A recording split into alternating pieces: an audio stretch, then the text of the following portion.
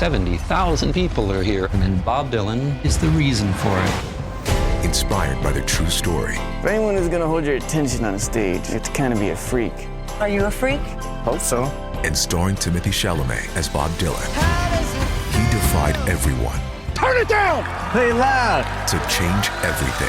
Make some noise, BD. Timothy Chalamet, Edward Norton, Elle Fanning, Monica Barbaro. A complete unknown. Only in theaters Christmas Day. Rated R. Under 17, not admitted without parent.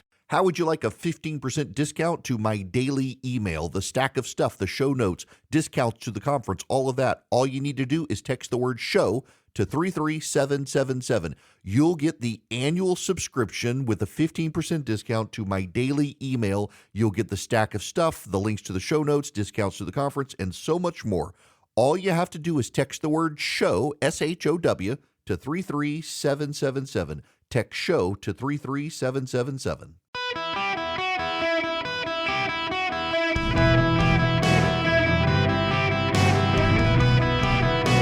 Welcome to the Eric Erickson Show podcast, Hour 2. Americans, I'm glad to have you with me. I genuinely am glad to have you with me today. Welcome. It is Eric Erickson. It is my show. As they said on CNN last night, highly popular eponymous show, the Eric Erickson Show. The phone number is 877-973-7425 if you want to be on the program. If you text the word DATA, D-A-T-A, to 33777, you will get a 15% off discount on the show notes. You can get all the links to all the stuff I'm talking about and a whole lot more that nobody else gets. None of the freebie subscribers get this stuff. You can also pre-order my book, You Shall Be As Gods. We'll get into that at a later moment. But, so I have to say this. I have a, people don't think I have a boss. I answer to a man named Ken Charles. He is the program director at my flagship station, WSB in Atlanta. And my producer, Charlie, who also answers the phones, stalked me on the internet. He got his job. And the two, it's like when you talk to one with very few differences, they have strongly held opinions, and generally they're aligned. And neither gentleman is a big fan of taking phone calls on the program. I think they'd both rather me just talk all day long. But occasionally, I realize as we're going around the country, we're expanding. Some program directors like to hear it when you get a call from a local market and makes them realize people are listening to the show. And we do take phone calls on occasion. But one of the things both gentlemen are very adamant about is you should never start an hour of a show with a phone call. Go straight into the monologue. Go into the news. So without further ado, I'm going to start this hour with a phone call. In large part because I don't want to keep Spencer waiting, given that even Charlie tells me it's a great point. So Spencer, when you have my call screener saying you make a good point, I got to get to your phone call. Well, I'm honored, Eric. I appreciate Absolutely. That. I was just listening to you a little while ago pointing out that Clarence Thomas is 75 years old, and maybe should consider he'll be coming off the bench pretty soon. But I was going to point out that he's almost old enough to be president. Yeah. Okay. Yes, that is a great point. You're right. He can retire in 4 years. He'll be 79, and he can run for president because he'll be almost old enough. Okay. Yep. Yes, yep. That is an excellent point. I can understand why Charlie told me I should take your phone call. Thank you for that one. Yeah, you bet.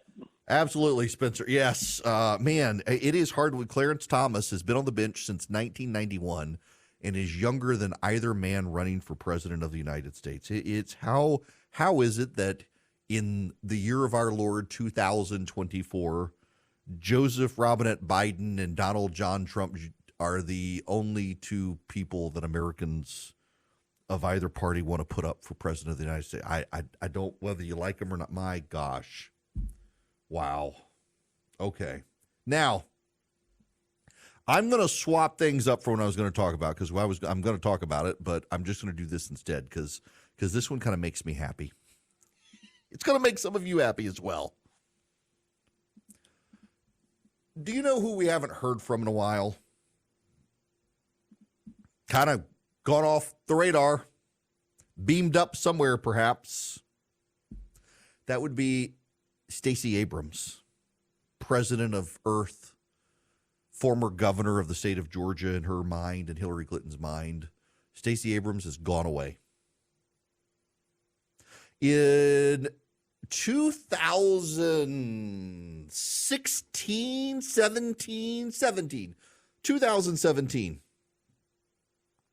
I got asked to lunch by a prominent progressive activist who I know in my community who is very good at her job. She puts points, and it is a she, puts points on the board for Democrats and has done a very good job organizing progressives in Georgia. And she wanted to go to lunch. She wanted to talk politics. We have a cordial relationship. She and her husband, super people. We just disagree on politics, but fine people. And when I got to lunch, her motive for asking me to go to lunch was to warn me about the state house leader in Georgia whose name was Stacey Abrams. And she advised me that Abrams was, in her mind back in 2017, grifting. Abrams would sell a bill of goods and had no deliverables.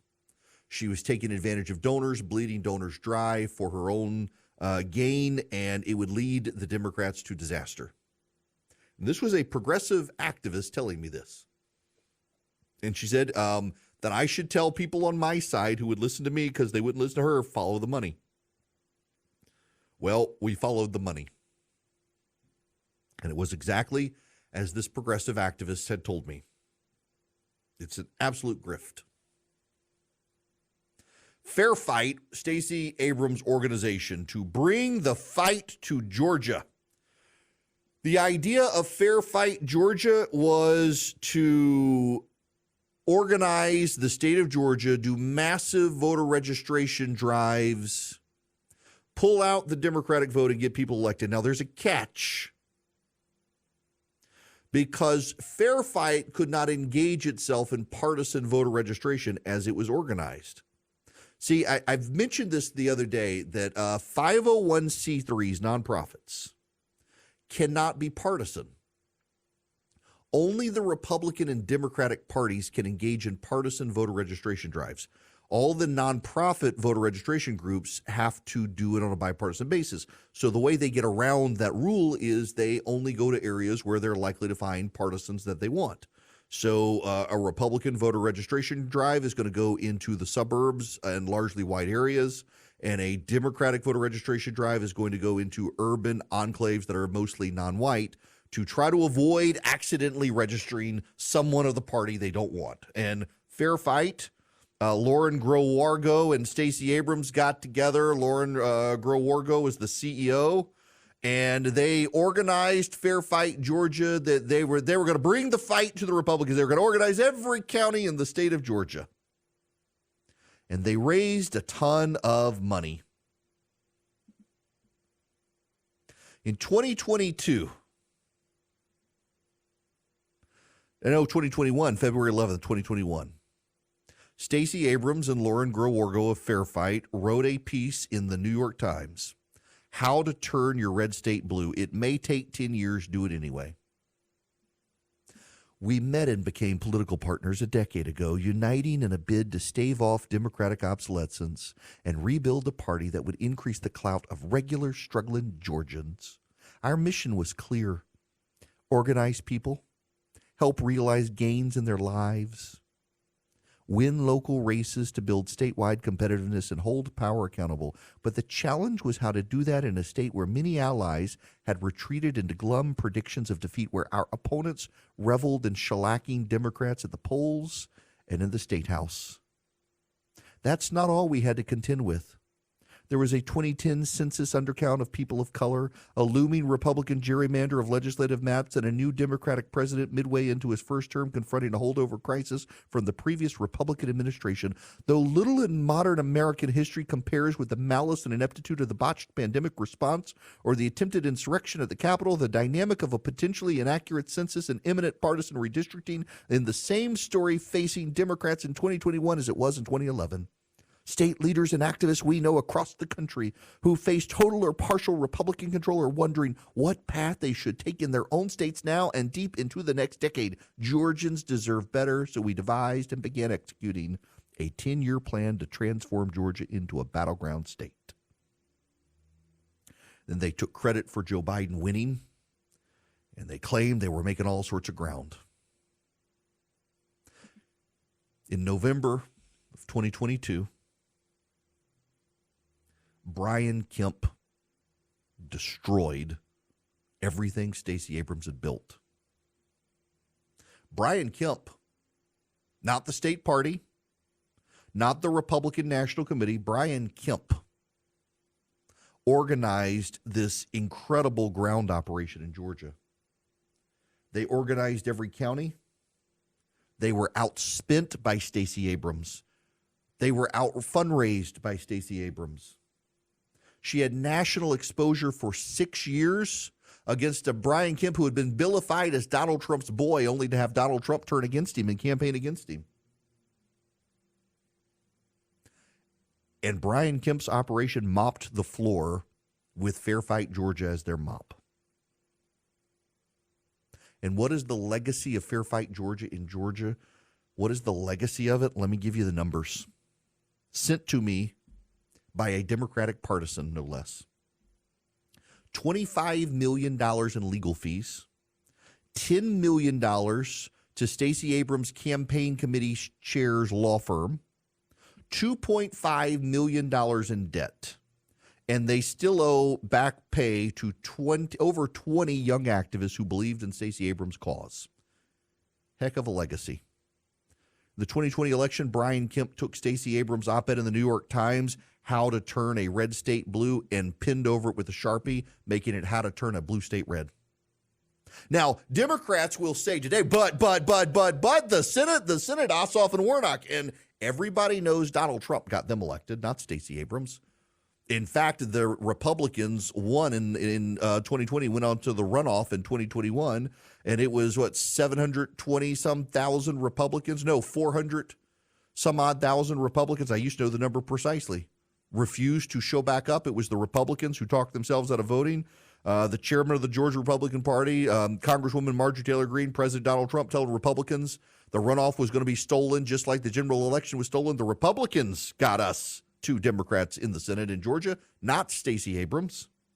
It's funny how everyone was willing to acknowledge that until today, and now suddenly they're like, oh, no, Stacey Abrams got us 2 Democratic senators. No, the hell she did not. It was Donald Trump and the GOP who sabotaged themselves. The Republicans won every statewide race in Georgia and maintained control of the state House and the state Senate. And do you want the punchline?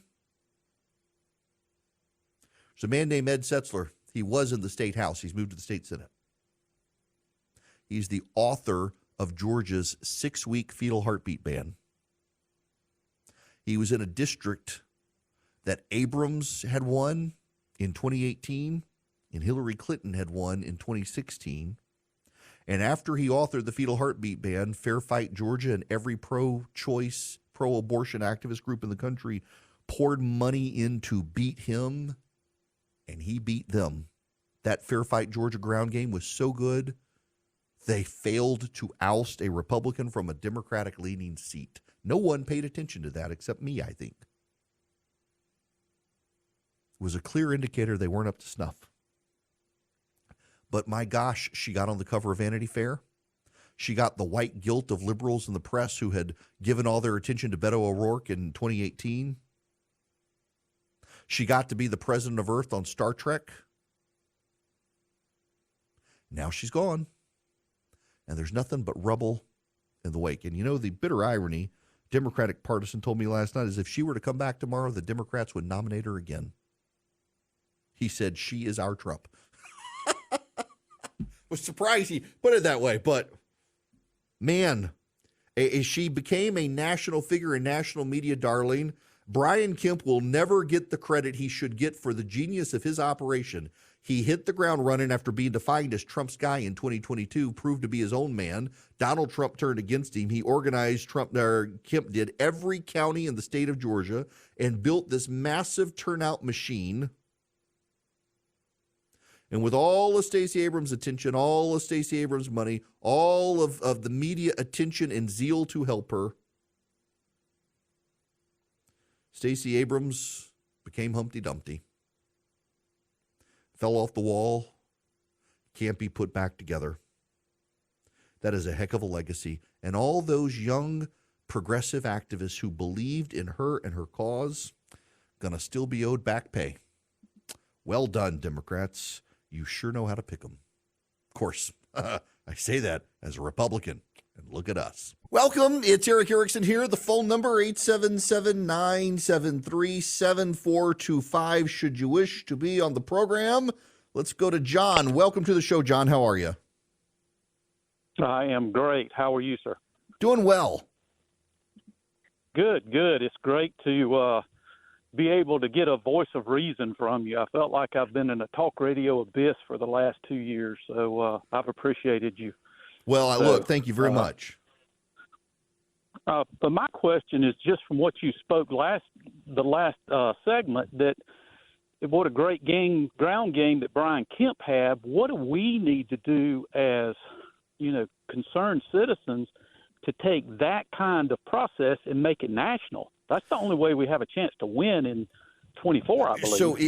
So there's a problem. And in fact, hang on a second. I just saw this from Tara Servatius, who is on WRD over in Greenville. The RNC is broke. Yes. I saw your area code and thought you were over in the Greenville area. So this is what Tara just put up this morning. My gosh, she's such an early bird. She was tweeting at 5 o'clock this morning. Tara, oh my, well, of course she's got to be on the radio earlier, but nonetheless, I'm sorry, I'm not an early bird. But so this is what Tara just put up. The RNC is broke 9 months before the election, hemorrhaging donors, while Biden's main PAC is shattering spending and fundraising records with a $250 million ad buy that's buying up critical ad slots ahead of the election.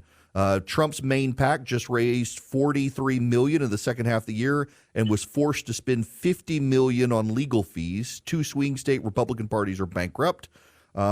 This is not a good sign. We're out of money. Now, let me put this in perspective for you. Charlie Kirk's Turning Point USA is going gangbusters and encouraging people not to give money to the RNC, which is the only legal entity that can do these sorts of get out the vote efforts.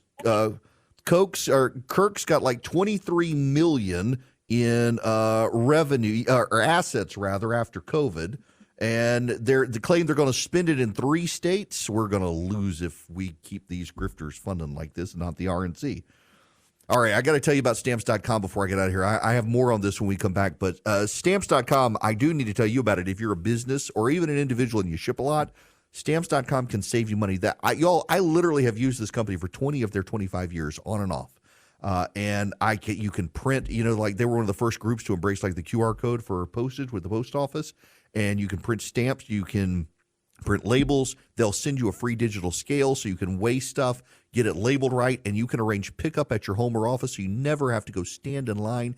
And you get up to 89% off post office and UPS rates. It's a great way to save money and be productive. If you go to Stamps.com and you click the microphone, you can put in my name, Eric, E-R-I-C-K, and you will get free digital scale, free limited time offer, some free postage. There's no long-term commitment. There's no contract. You can cancel at any time. And as my business is going up and down, there were a couple times I had to cancel, and I came back to Stamps.com when business revved up. I use them right now. Stamps.com, click on the microphone, put in Eric, E-R-I-C-K. Hello, welcome. It is Eric Erickson here. The phone number, 877-973-7425. Let me go to the phones here. Mark, great question here. Welcome. How are you? Doing great. How are you, Eric? Good. Yes, Eric. Thank you for taking my call. And I want to say, concerning this Stacey Abrams fiasco that just went on, was amazing. She had a lot of Hollywood on her side, even for the gubernatorial election in Georgia. I believe it was in 2018. And one of them was Will Ferrell, and he would be knocking on doors, telling people to vote for her and stuff like that. I was wondering why it is that Hollywood has gotten so committed to the left when a lot of times I think they're not even fully sure of who they're even backing, as long as they have, that same agenda without looking at the individual as much as going with a party. It seems to have happened over and over again. And they I actually know the answer to this question, and it is exactly related. I didn't realize you were going to go there, Mark, with this, and I'm glad you did, because it is exactly related to what I was going to talk about. So I'm going to let you sit back and listen, and I will answer this because it's what's going on here. There are individuals in America who are commonly referred to as handlers. And people with immense wealth tend to have one or more handlers. And ironically, it's going to be disparaging. I'm going to say this. I know I know my fair share of billionaires, just by virtue of who I am, what I do, how long I've been in the movement, the conservative movement. I have met a lot of billionaires, and I have met a lot of the handlers. And there are some good ones, but overwhelmingly it is people who failed in politics, who claim to get it, who have a Rolodex, but they're not very good. And oftentimes they mislead the billionaires, and the billionaires waste their money. My goodness, do they waste their money? And it's the same thing in Hollywood. There are a number of organizations in Hollywood that are designed to plug in Hollywood celebrities who believe they can use their celebrity to advance the cause. Now, side note, for everyone worried about Taylor Swift's endorsement of Joe Biden, consider all of the Hollywood endorsements of Stacey Abrams. Consider Taylor Swift endorsed Marsha Blackburn's opponent in Tennessee, and Marsha Blackburn won, and Taylor Swift referred to her as Donald Trump with a wig. Taylor Swift's endorsement isn't as meaningful as people think, because most people do think for themselves generally, and they can be persuaded about influencer type things. But when it comes to politics, a lot of people, they couldn't care less who a celebrity endorses. But celebrities are convinced of their own clout because they live in a bubble where everyone tells them they're the most deeply influential person alive. And there are groups that actually specialize in handling politics for celebrities. And so they recruit the celebrities to do the stupid sing-in ads for Hillary Clinton or to get out the vote. They don't know who they're helping. Occasionally they'll see, like, for example, Stacey Abrams or Beto O'Rourke on the cover of Vanity Fair and say, I want that person, because clearly they've got some clout and influence. They can get on the cover of Vanity Fair. I'm going to go with them. And so they do. And so you get Will Ferrell coming to Georgia, not going to vote, or Alyssa Milano and all these others. It's a very organized activity by groups that are designed to plug celebrities into politics where they think they can be useful. And just like on the right, many of the handlers are inept. And many of the handlers benefit behind the scenes from who they refer the billionaires to. A friend of mine, who I'm going to leave nameless here because I don't want any blowback on him. I have a friend. He has been deeply helpful to me in my career. And he is brilliant at what he does. This friend of mine owns a company that produces software that campaigns can use to go door to door. The Trump team uses his software. The Kemp team used his software. A number of the presidential candidates used his software. And essentially, so let me just back up and explain this one to you. So there's software. I'm going to back up even further. When I was a political consultant, I had a program called FileMaker Pro. It's a database program for a Mac. Any one of you today, wherever you're listening, and I don't care what state you're in, you can go to your Secretary of State and get a voter file. And the voter file lists every single voter in your state. Everyone who's registered to vote is in this voter file.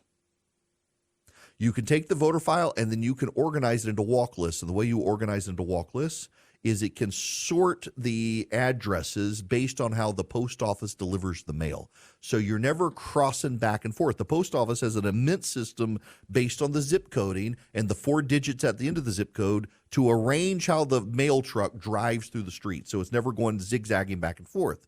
It goes in a particular pattern.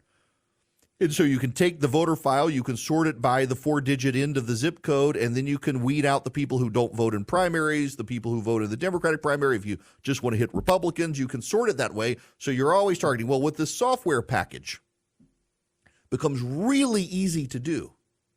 You say, I want to go knock on the door of Republican voters who voted in both the presidential primary and the general primary in 2020. And then voted in the primary in 2022. And it's going to pull up a map.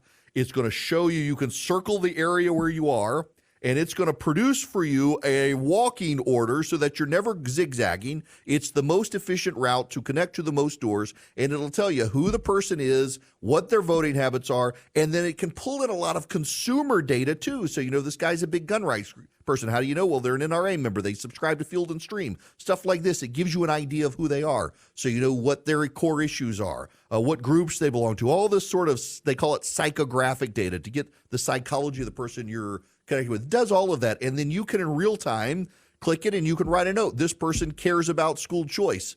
So then your mailing is going to be to it. Now, so I've got a friend, he does that. And like this gives me some of the hope for the Trump campaign's ground game is I know they're using his platform. And I know how good it is. But I remember when he was developing it.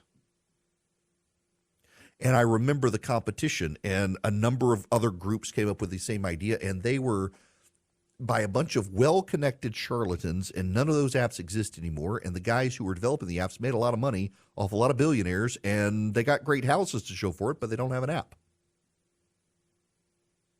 He never got the mansion and the private jet and the beach house, but he got a very robust platform because he's about putting points on the board. He's not about the money. He's about winning. That's why we're friends. He's a deeply principled Christian conservative.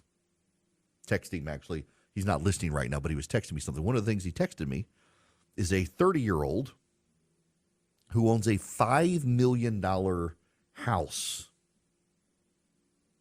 A 30-year-old who owns a $5 million house, $4.75 million, 5-bedroom, 5.5 bath, 6,841 square foot house on a ritzy golf course in Scottsdale, Arizona. That would be Charlie Kirk of Turning Point USA, whose organization now has more money than the Republican National Convention. And it's not a coincidence that Turning Point USA is doing an event in Las Vegas while the RNC is meeting. And I am by no means a fan of the RNC, but they're essentially trying to get donors to give TPUSA money instead of the RNC money. And it's working to a degree.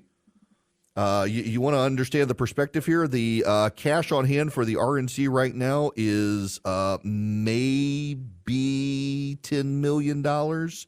And at the end of the year 2022, TPUSA had $23.558 million in assets. They won $100 million to do grassroots activism in 3 states. Now, my buddy who has the software program that even the Trump campaign is using, so you can fund the entire nation for $100 million. But if you have access to the handlers who are starstruck by celebrity, who are willing to open the doors for you, you can go to the donors and you can take money from them. And it doesn't matter what you do with it. If you waste it, well, you've wasted it. Meanwhile, the RNC doesn't get the cash. Now, you and I can both disdain the RNC. I've never been a fan of the RNC. But legally, only the Republican National Committee can do some of the big partisan get out the vote efforts. Only the Republican National Committee can coordinate with the candidates. Super PACs aren't allowed. The Republican National Committee can and can spend money on a candidate's behalf and coordinate with the candidate. There's a reason the parties still exist in a near post-party political process. The fact of the matter is you have to have a robust Republican Party. You have to have it. If Donald Trump is as unhappy with Ronna McDaniel as some people say he is, he should publicly call for her to resign now and replace her with someone else. It's not her problem, though, that the GOP has been losing 2018, 2020, and 2022. The reality is The candidates who lost, people were tired of Trump. He controlled the White House. The party out of the White House tends to win in off-year elections, except 2022. The Democrats won in 2022 because even 13% of Republicans didn't want to go in Trump's direction. He's been an anchor to the party. I think he can win in 2024, but I wouldn't be blaming the RNC for all the problems that the GOP has had.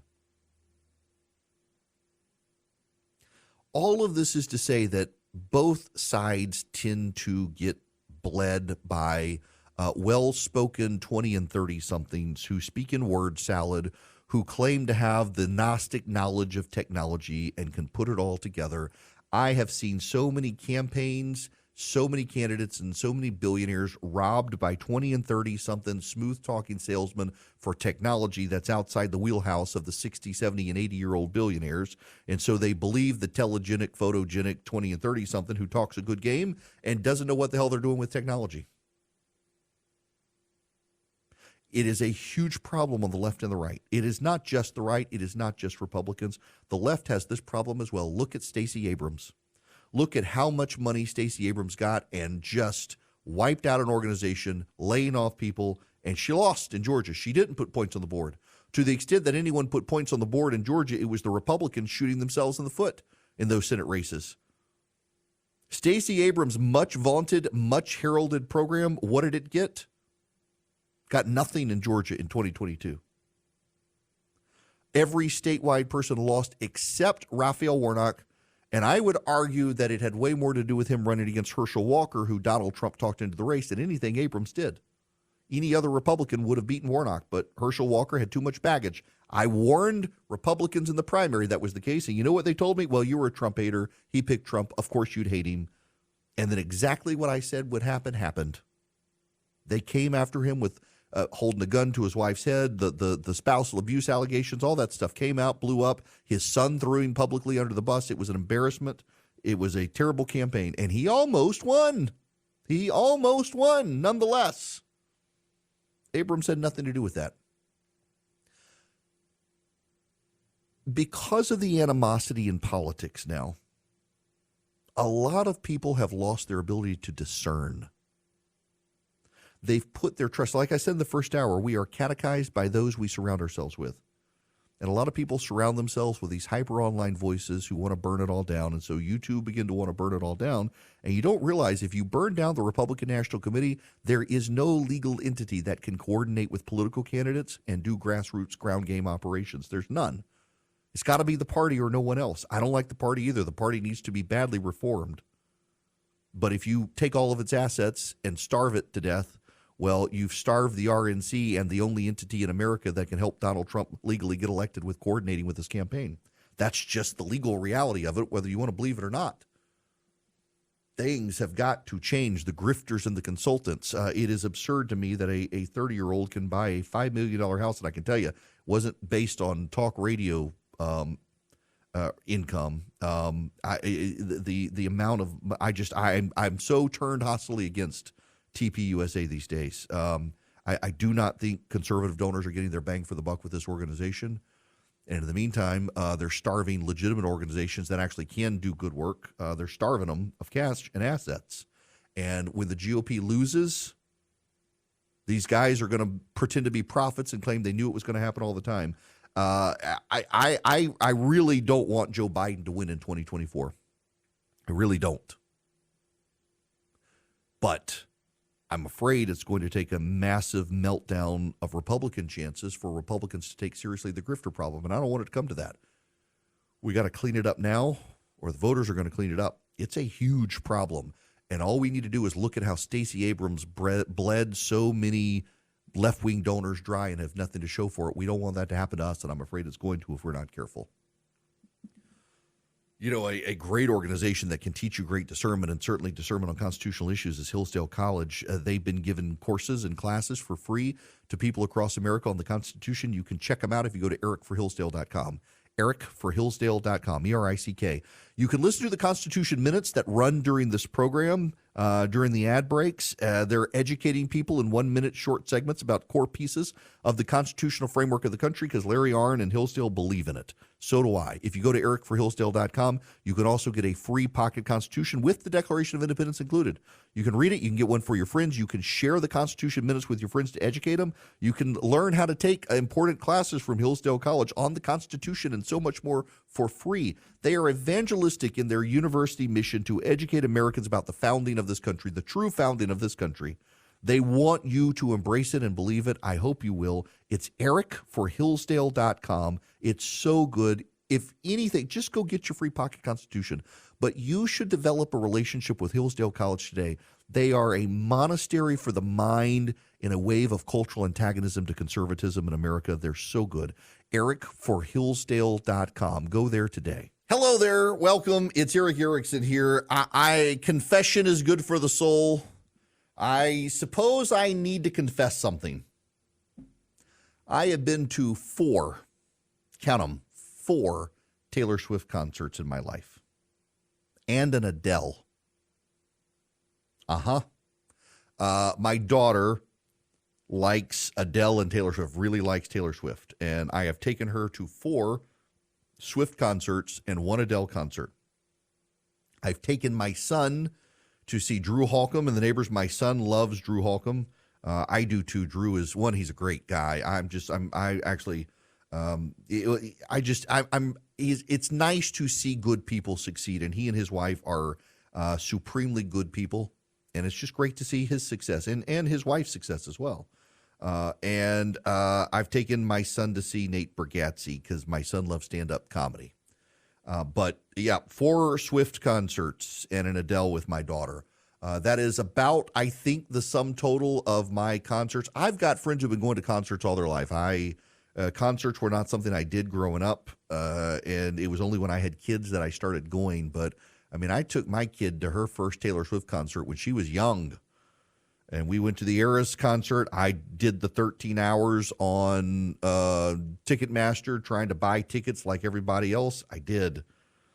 And I don't hate her music. It's not my cup of tea, but I don't hate it. The fact that it's become a thing on the right just shows you how unserious so much of the right is these days.